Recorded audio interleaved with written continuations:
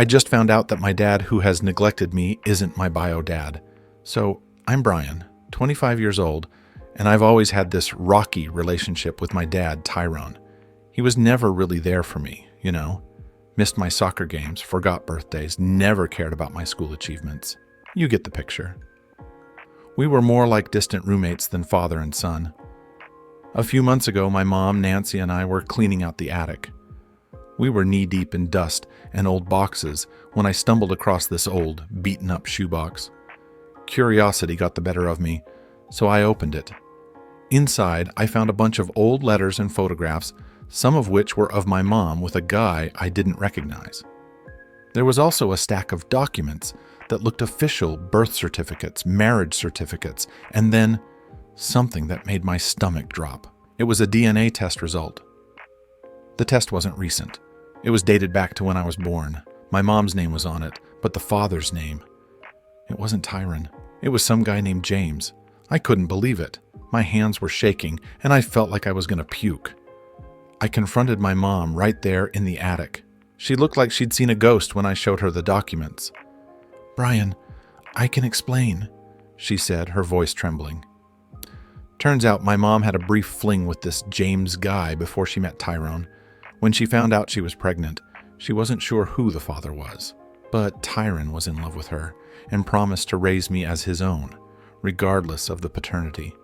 She never told me because she didn't want to complicate things or hurt me. Well, that ship had sailed, Mom. I was furious, confused, and a whole lot of emotions I can't even begin to describe. I needed to talk to Tyrone, but I didn't even know where to start. A couple of days later, I finally worked up the nerve to talk to Tyrone. He was in his usual spot on the couch, watching some mindless TV show. I sat down across from him, my heart pounding. "Tyrone, I found something in the attic," I began, trying to keep my voice steady. "A DNA test from when I was born. It says you're not my biological father." He didn't react immediately. He just stared at the TV for a moment longer before finally looking at me. His face was unreadable. "Yeah, I know," he said flatly. "I've always known." I was floored. "You knew, and you didn't think I deserved to know?" Tyrone sighed, rubbing his temples like this conversation was giving him a headache. "Your mom and I decided it was best to keep it from you. It didn't change anything. I still raised you, didn't I?" "Raised me?" I almost laughed. "You call what you did raising me? You were barely there. I grew up thinking I wasn't good enough, wondering why my own dad didn't give a damn about me. And all this time, you're not even my real dad." Tyrone didn't have much to say to that. He just shrugged and went back to watching TV. It was like talking to a brick wall. I left the house, slamming the door behind me. I needed to get out, clear my head. I ended up at a bar, downing drinks faster than I should have. My mind was spinning, trying to make sense of everything. I had so many questions. Who was this James guy? Did he know about me? Did he care? Over the next few weeks, I became obsessed with finding James. I couldn't just leave it alone. I had to know who my real dad was. I started with the letters I found in the shoebox. They were love letters, written by James to my mom. They were pretty intense, talking about a future together and how much he loved her. I managed to track down an address from one of the letters. It was a long shot, but I had to try. I took a day off work and drove to the address, which was in a small town a few hours away. When I got there, the house looked abandoned. My heart sank. Was I too late? Just as I was about to leave, a neighbor came out and started chatting with me. I told her I was looking for James, and she told me that he had moved away years ago, but she remembered him well. He used to talk about a son he never got to meet. My heart skipped a beat. She gave me a few more details, and I managed to find an old phone number. I called it, my hands trembling. A woman answered.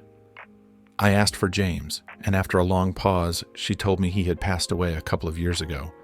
I felt like the wind had been knocked out of me. I never got the chance to meet him. I never got to hear his side of the story. But the woman on the phone, who turned out to be James's sister, was kind. She She told me stories about James, how he always regretted not being able to be a part of my life. She even sent me some photos of him. Seeing those photos was surreal. I looked so much like him. It was like looking at an older version of myself. After finding out about James, I started to see things differently. I was angry, yeah, but also sad. I felt like I'd been cheated out of knowing my real dad, but there was also a part of me that was relieved. At least now I knew the truth. My relationship with Tyrone, if you could even call it that, became even more strained. I moved out, got my own place. I needed space, needed to figure out who I was now that everything I thought I knew about myself had been turned upside down. I started going to therapy, best decision I ever made. Talking to someone unbiased, someone who didn't know my mom or Tyrone, helped me process everything. My therapist encouraged me to talk to my mom more, try to understand her side of things. It wasn't easy, but I did. We had long, tearful conversations about the past, about James, and about Tyrone.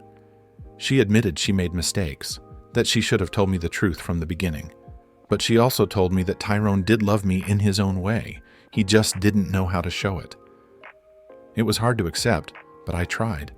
I even reached out to Tyrone, tried to build some kind of relationship with him. It was awkward at first, and we still have a long way to go, but we're getting there. Now, a year later, I'm in a much better place. I've learned a lot about myself, about forgiveness, and about what it means to be family. I've reconnected with my mom, and we're closer than ever. Tyrone and I are still working on things, but there's progress. I even met some of James's family. They welcomed me with open arms, and I've started to feel like I have a connection to my biological roots. It's been healing in a way to hear stories about James and see pictures of him. Looking back, it's been a hell of a journey. Finding out Tyrone wasn't my biological dad was a shock, but it also opened up a path to understanding and healing that I never thought possible.